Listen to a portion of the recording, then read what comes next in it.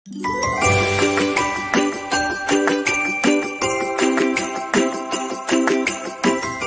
teman-teman, jumpa lagi ya dengan saya tetap di channel Yulili. Kali ini dengan Mbak yang sangat luar biasa karena sudah 12 tahun satu majikan di Hong Kong. Di sini kita akan berbagi ya, Mbak pertama kali ke Hong Kong, piye menginjak tanah Hong Kong? Oh, heran juga sih Mbak. Gini, sampai kan otomatis dari Indonesia masuk ke PT, terbang nyampe ke Hong Kong, itu kan memiliki segudang harapan dan impian, kayak gitu kan. Nah terus habis itu perjalanan sampean untuk mewujudkan impian sampean kan sudah mulai kayak gitu kan. Sampean udah mulai terbang, udah nyampe Hong Kong kayak gitu. Perasaannya bagaimana pertama saat itu? Perasaannya ya seneng, bahagia, kayak ngimpi lah. Kayak ngimpi loh, ini bener di Hong Kong. Terus ntar gimana majikannya itu ada rasa takut juga. Bahasa kan cuma setengah-setengah aja. Belajar di PT juga nggak seperti yang di kita kita harian kita alami kan beda jauh lah. Kalau belajar ya samse gitu lah. Tapi kalau kita menghadapi majikan langsung kan omongnya cepet, ini itu nggak paham, ini kau juga 9, kau itu bisa anjing lah, kau ini juga cukup, itu kan macam-macam cara penyampaiannya juga beda-beda. Pokoknya tapi majikan nenek itu bobo ya ngasih aku dengan bahasa isyarat.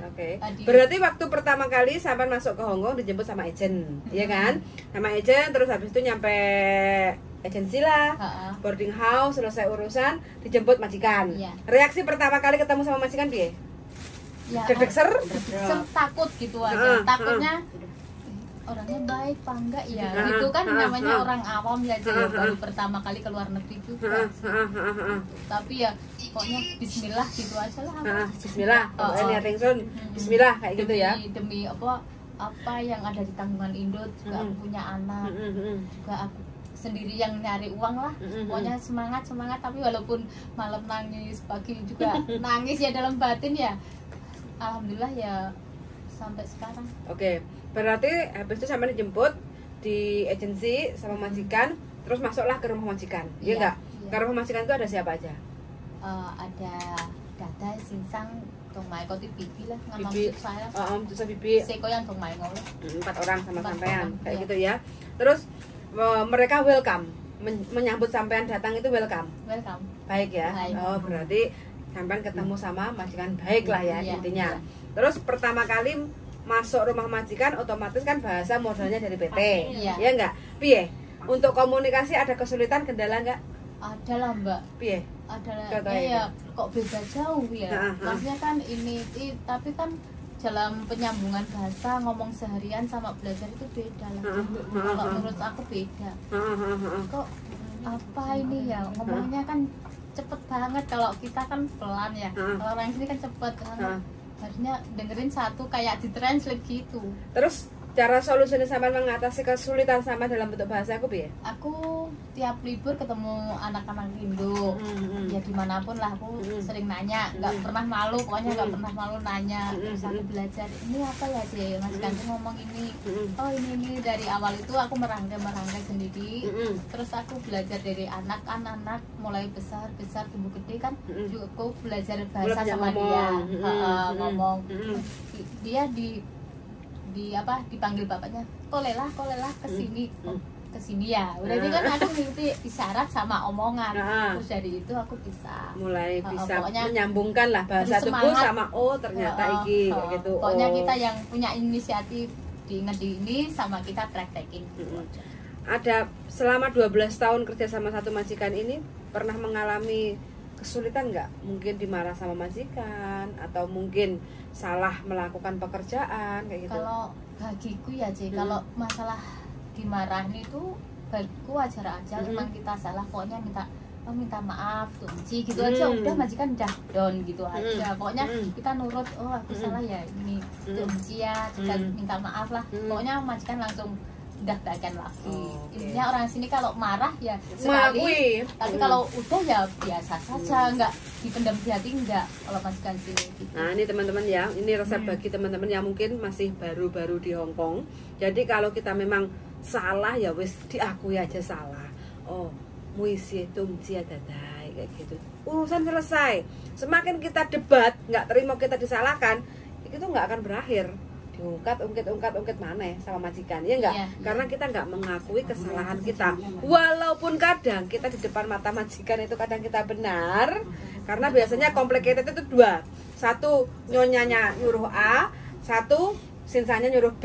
Bener. Nah, ya enggak? Iya. Nah, kita mau melakukan B, kita enggak konfirmasi sama si nyonya yang nyuruh A. Iya. Kayak gitu. Makanya kadang si nyonyanya marah, kayak gitu kan. Nah, itu namanya kurang komunikasi. Iya kan, kayak gitu. Kadang seperti itu. Itu kadang kita gondok sendiri dimarah sama majikan ya. Pokoknya wajar kalau ada 2 orang atau 3 orang di rumah, nyuruhnya beda-beda. Sebelum kita mengambil keputusan untuk nyuruh si A kayak gitu, sebelumnya ada yang nyuruh B, C, ya kita ngomong dulu, halo B, iki si A njaluk ngene lo, tak kerjani lo ya, oke? Kan nggak mungkin kita disalahkan, iya enggak? Kadang kan kayak gitu, kekurangan kita, kurang komunikasi karena banyaknya orang di rumah majikan.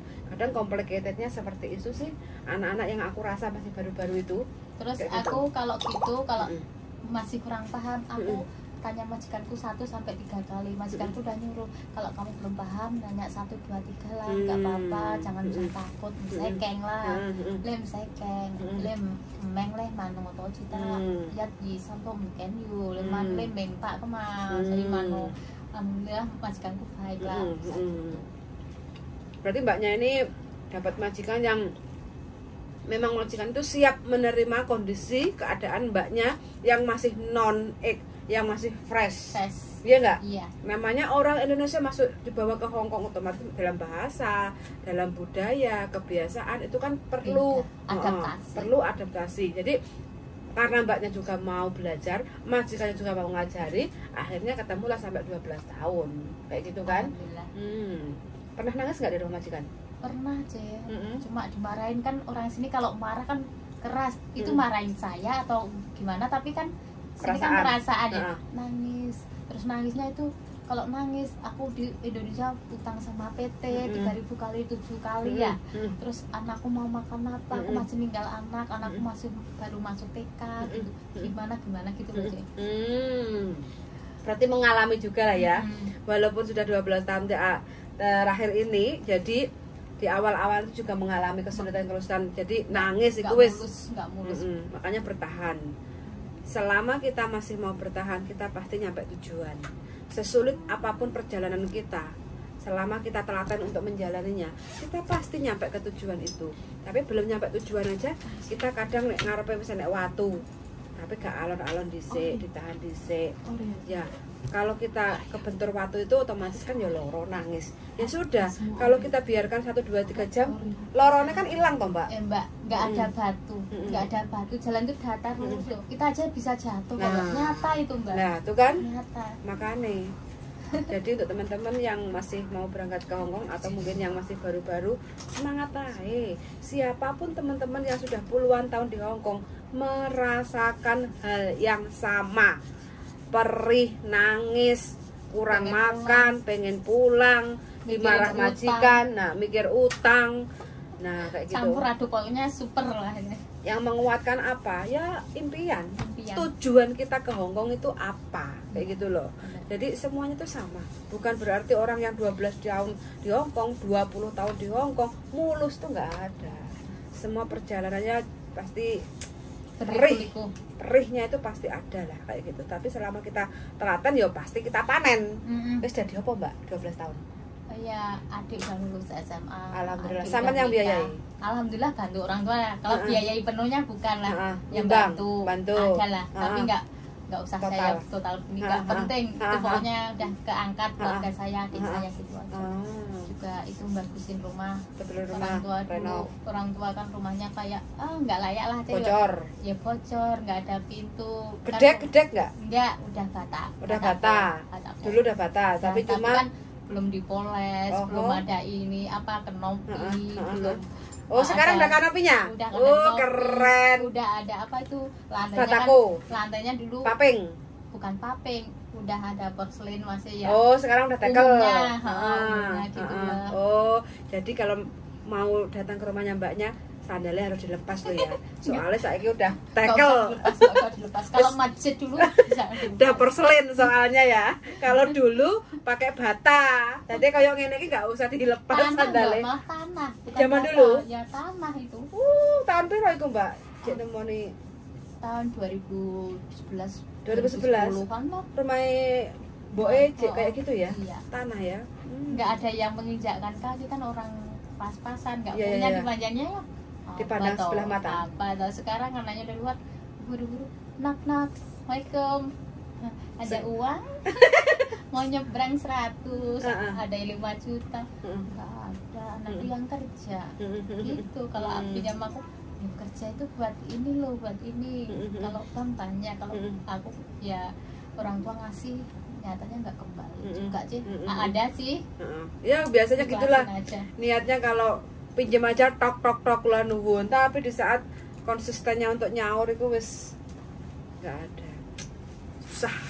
Pokoknya nggak di Indonesia, nggak di Hong Kong, jangan membiasakan untuk pinjam uang ataupun utang uang. Ya enggak, mending awake dhewe iku duwe gak duwe, yang penting kita itu wis raketang mangan iki lho. Sambel. Nah, sambel. Tempe piro sih? Tempe $10. Sambel paling piro sih? $5. Tempe? 10 tempe. Heeh, 10 tempe. Lombok wis $5 wis kena. Nggih, nduwer kayak gitu. $10 udah 2 kali 3 kali masak. Itu kan berasnya ngene majikan. Tergantung kita. Nah, itu kan Mas niat gajinya dolar Hong Kong, tapi gaya hidupnya tetaplah desa. Sambel bawang itu tiada duanya. Tapi ya kuwi saknikine sehat toh, Mbak. Enggak bakal utang. Harus bisa planning penghasilan kita, harus bisa nabung sendiri, nabung sendiri, terus ini kemana-kemana harus ada planning. Penting banget, manajemen keuangan itu penting banget. Apa yang nggak perlu, pakaian ini nggak perlu, pokoknya yang penting nabung, ya tabungan masa depan. Kan kita nggak sehat selalu, nggak kuat selalu. Betul. Makanya teman-teman ya wes, pokoknya di sini financial problem itu juga perlu ditata. Kita juga harus perlu belajar. Jadi biar nggak gali lubang tutup lubang, usia akan semakin hari semakin bertambah, waktu kita tidak muda lagi, jadi kesempatan kita sudah terbuang, jangan sampai sia-sia kayak gitu. Pesannya sangat lho Mbak ya, hari ini sudah mau ngobrol-ngobrol dengan Mbaknya yang sudah 12 tahun di Hong Kong, satu majikan non-X loh teman-teman. Masuk ke Hong Kong sekitar umur 32-an lah, 30-an lah masuk ke Hong Kong non-X ya. Terus sekarang sudah 43. Nah, nggak kalah kan? Saya kan masih 18, ini 42. 43 loh. 43 loh, nggak kalah toh, masih penting toh. Nah, kayak gitu. Karena apa? Mbaknya selalu happy. Jadi masalah pasti ada, tapi ya masalahnya wis pokoknya bisa dilalui, mengikuti air mengalir. Kayak gitu. Wis sangat sudah mendengarkan. Untuk teman-teman semua, mungkin Mbaknya ada pesan-pesan? Ada ya. Pesannya ya pokoknya hati-hatilah dalam berteman. Kalau berteman dah urusannya uang ya pokoknya hindari pelan-pelan. Kalau mau bantu temen ya ada $20, $50 seikatnya kalau ada. Tapi kalau masalah hutang ya janganlah. Jangan, pokoknya uang itu susah, nggak ada yang temen, pastinya jadinya musuh. Yes. Hati-hati ya, hati-hati. Pokoknya duit itu malatih kayak gitu. Orang mau temen pokoknya musuh. Daripada kita banyak masalah karena duit, mendingan kita menghindari masalah. Nggak usah pinjam duit atau utang-utang duit kayak gitu. So, sangat sudah mendengarkan dan see you in the next video. Bye bye.